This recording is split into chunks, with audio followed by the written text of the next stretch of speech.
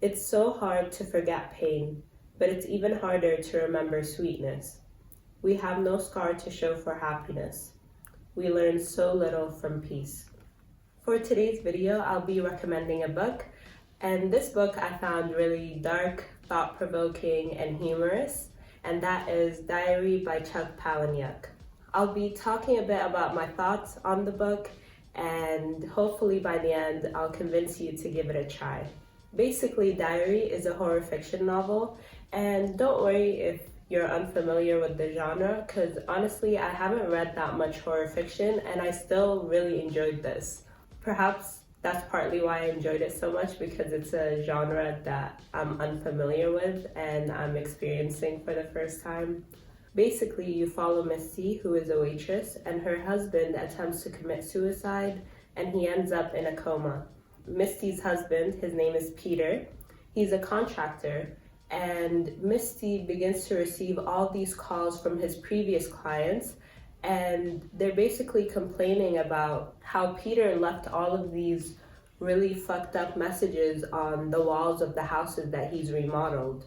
And Misty visits these sites and she sees what's written, and you kind of go from there and you follow the mystery behind the words, whether or not they mean anything, what their significance is. I think a thing that this book does really, really well is build suspense. Throughout the book, I was just trying to guess what would happen in the end. I just found myself really wanting to continue. Even though in some parts I was disturbed, I still wanted to figure out what all of it meant and what the ending would be. Misty used to be a young artist, but she basically gave up art, and part of the book is her rediscovering her inspiration to do art again. I found the discussions revolving around art to be really interesting.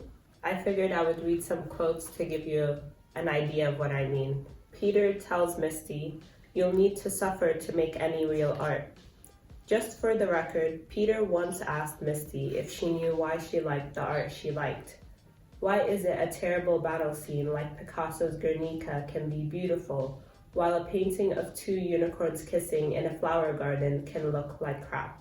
I feel like this brings up a really important point of discussion, because regardless of the form of media, things that depict suffering, pain, loneliness are usually held at a higher regard than ones that depict more positive emotions. And I really do wonder why that is. Why are we more drawn to things that depict our negative emotions more than our positive emotions?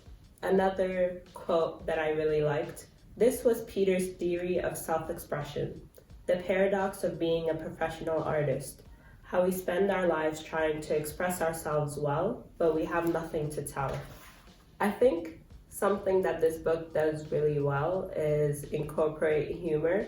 This is definitely one of the things that is a common factor in all of Chuck Palahniuk's works, is his ability to use humor, especially when discussing pretty dark topics and subject matters. I think that's a large reason why there's a lot of people that are drawn to his works. So another thing I wanted to note is that the book, within the same chapter, it can switch between first person and third person perspective.